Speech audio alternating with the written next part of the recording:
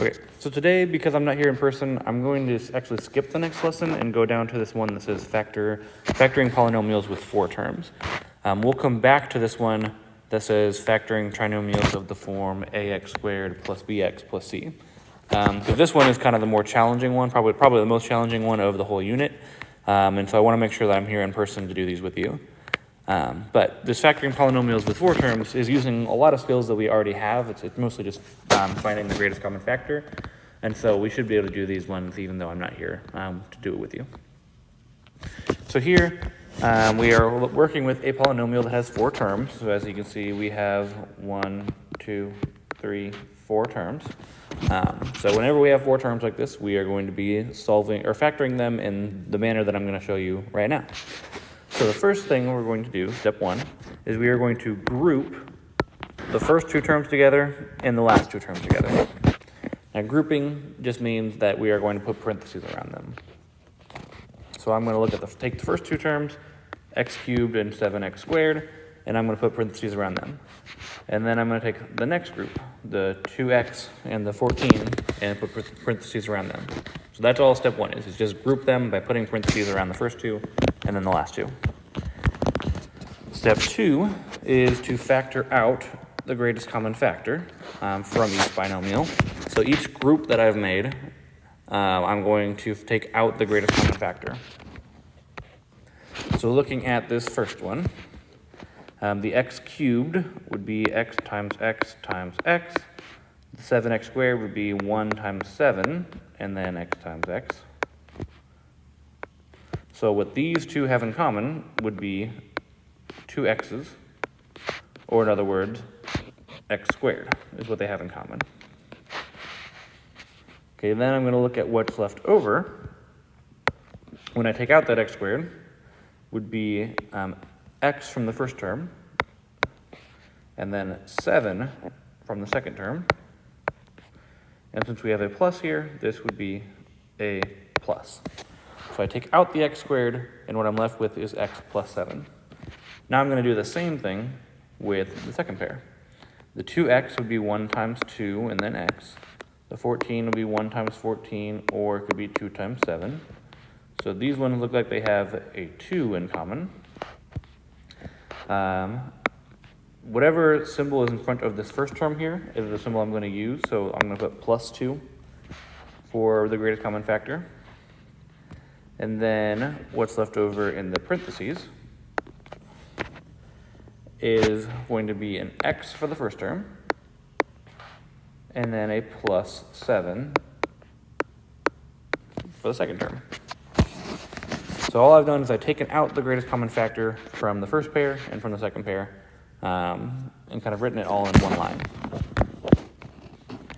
Okay, step 3 is to factor out the common binomial. The binomial is something with 2 terms. So if I look at what I have on step 2 here, if I look at this as one term and this as another term, what I can see is that both of these have x plus 7 in common. Right, both of these terms have x plus 7. When I took out the greatest common factor from each term, I got the same thing in the parentheses. And so I can take out that x plus 7 as the greatest common factor, just like I would for any other term. They both have x plus 7, so I can take out that x plus 7 as the greatest common factor. Then I look at what's left over. From the first term, I would have x squared left over. And from the second term, I have this plus 2 left over.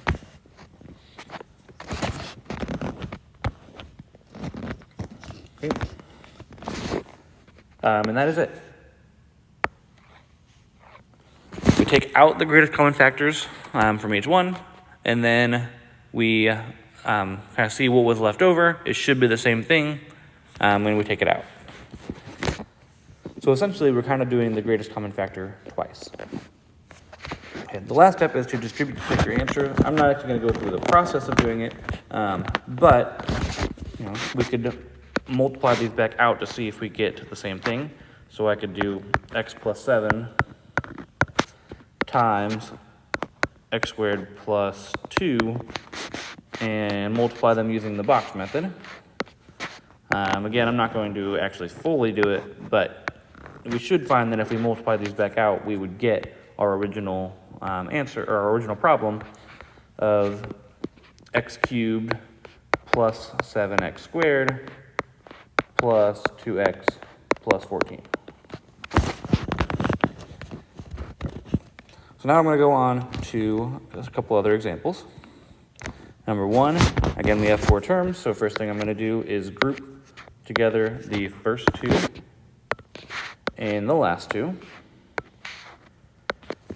So then I need to see what's in common for each pair. So for this x cubed, that would be x times x times x. For the 4x squared, it'd be 1 times 4 and then x times x.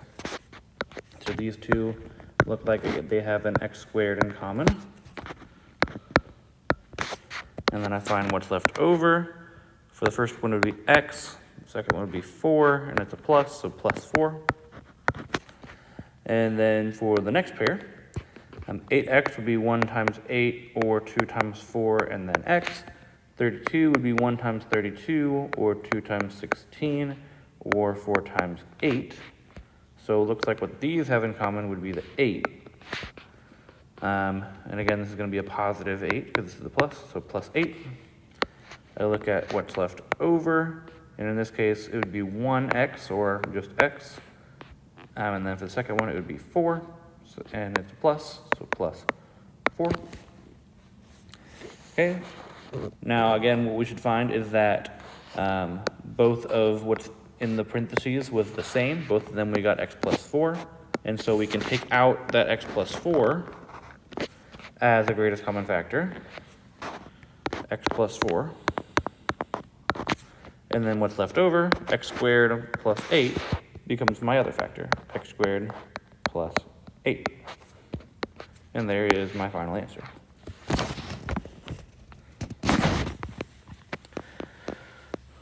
Okay, number 3. I have w cubed plus 5w squared. That would be my first pair. And then I have a minus 8w minus 40. This negative is going to be important. We're going to come back to that in a second, but that negative is going to be important. So for the w cubed, that would be w times w times w. The 5w squared would be 1 times 5 and then w times w. So this one again looks like it has 2 w's in common. So I take out that w squared. What's left over is w plus 5. Okay. Then for the next pair, I have 8w, which would be 1 times 8 or 2 times 4, and then w. And for the 40, it would be 1 times 40, 2 times 20, 4 times 10, or 5 times 8. So the biggest thing that these all have in common would be the 8. But in this case, because this is a minus 8w, I need to take out a negative 8. So that's going to change my problem just a little bit. Since I'm taking out a negative 8, it's going to look a little bit different than it would have normally.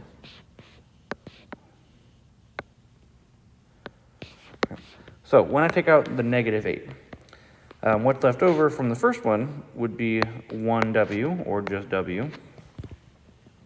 But from the second one, if I take out this negative 8, instead of having it be a negative, like we would normally have, because I'm taking out a negative 8, what would be left over would be this positive 5. So because I took out the negative, it's actually going to be the opposite of the symbol that is in the problem. I know normally whatever symbol is here is the symbol that goes down into the factor, but if we're taking out a negative, then it's going to be the opposite. So in this case, it would be w plus 5, which also we can know because we expect to get the same thing in both of our parentheses. So if we get a w plus 5 in the first one, we should get a w plus 5 in the second one. They should both be the same. But the rest is the same. This w plus 5 is in common with both of them. They both have w plus 5. So I take out that w plus 5 as the greatest common factor. And then what's left over is w squared minus 8. And that is my final answer, w plus 5 and w squared minus 8. Okay.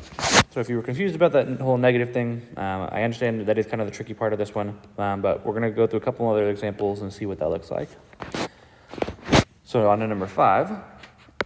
This one, again, is going to have one of those negatives, so we can see how that works again. We have p to the power of 5 minus 6p cubed, and then negative 2p squared plus 12. So let's see, p to the power of 5 would be p times p times p times p times p. Negative 6p cubed would be 1 times 6 or 2 times 3, and then p times p times p. So what these two have in common would be 3 p's. They have p cubed in common. And then looking at what's left over, looks like I'd have p squared. And then 6 would be left over from the second part. And this would be a minus, because this is a minus. But then for the next pair, we will have negative 2p squared would be 1 times 2, and then p times p. And then for the 12, would be 1 times 12, and then or 2 times 6, or 3 times 4. So the biggest thing that they have in common would be the 2, but this is again going to be a minus 2, because it's a negative 2p squared. So then as I look at what's left over, we're going to have p squared left over from the first term. And again, since it's a minus, we do the opposite, so it's going to be a positive p squared. And then what's left over for the second one would be a 6. But again, it's going to be the opposite of this plus, because we're taking out a negative 2, and this would be a negative 6. So in both of these, we should get p squared minus 6. And that is our common binomial that both of these have, is p squared minus 6. And then what's left over is p cubed minus 2.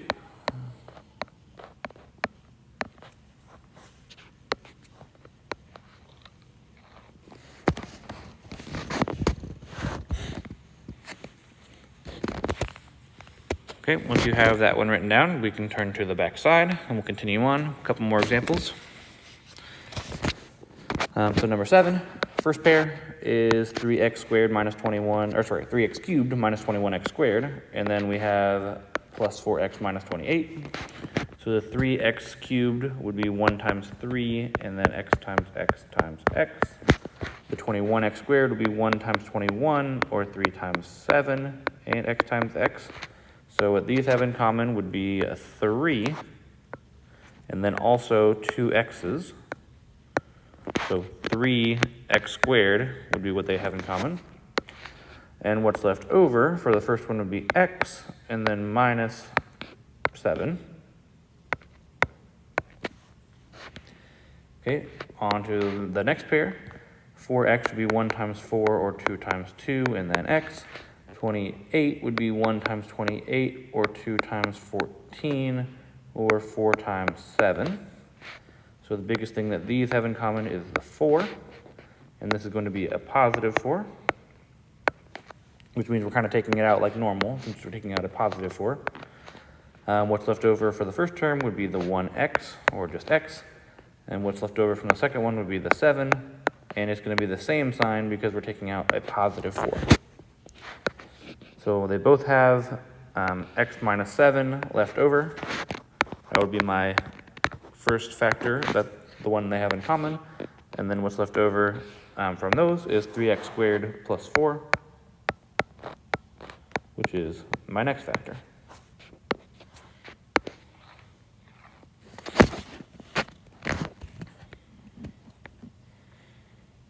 Okay, number 9. we have 16a cubed plus 8a squared, and then the next pair would be negative 6a minus 3. So again, we're going to have this negative here that we're going to have to deal with. But for the first pair, 16a squared would be 1 times 16, 2 times 8, or 4 times 4, and then a times a times a. 8a squared would be 1 times 8, or 2 times 4, and then a times a. So the biggest thing these have in common would be 8, and then they have 2 a's in common. So 8a squared would be their greatest common factor. And what's left over from the first one is 2a, and from the second one would be just 1, so plus 1. Then we look at the next pair, this negative 6a, that would be 1 times 6, or 2 times 3, and then a, and the 3 would be 1 times 3. So the biggest thing that these have in common is this 3. This is going to be a minus 3 because it's a negative 6a. And then what's left over from the first one, instead of it being a negative 2, because we're taking out a negative 3, and this would be a positive 2, and then a. And instead of this being a negative 1, because we take out a negative 3, this will end up being a plus 1, which again should match what we already got from the first one. So we have 2a plus 1 and 2a plus 1, that's the same. So 2a plus 1 we can take out. And then 8a squared minus 3 is what's left over. So 8a squared minus 3 is my second factor.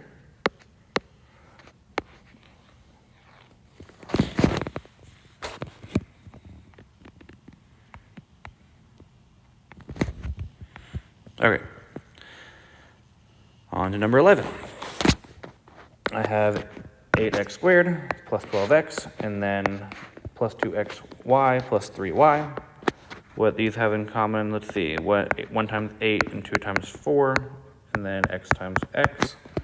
So the 12 would be 1 times 12, 2 times 6, 3 times 4, and then x. So they have 4x in common. And what's left over for these ones would be 2x and 3. Okay, and then the next pair we have 1 times 2, and then x times y, and 3y would be 1 times 3 and y, so they have a y in common. This is going to be a positive y. And what's left over would be 2x plus 3, which again, as we expect, matches. 2x plus 3 we can take out, and what's left over is 4x plus y.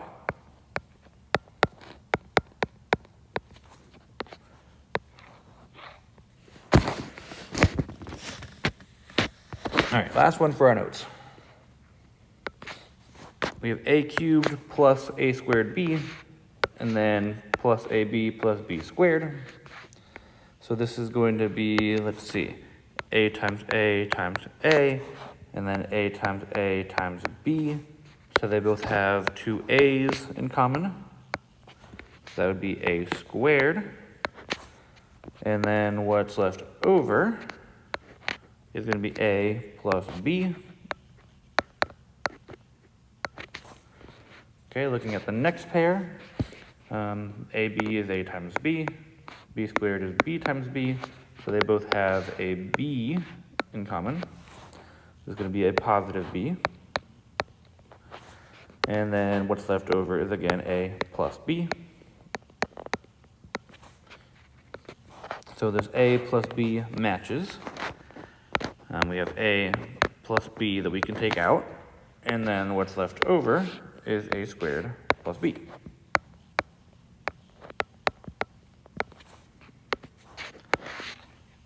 Okay. So that is going to be the last one that I do for the notes today. We don't have to worry about this bottom section at the bottom, although if you are bored at the end of class and you want to try them out, you're certainly welcome to. They're kind of a challenge. But what you should be doing is working on these problems on the right. So all of these even number problems are your assignment your practice to make sure that you are able to do them on your own. So good luck. If you do have any questions about how to do these, I will be here on Monday, so you can ask me those questions then. But do your best, and I will see you on Monday.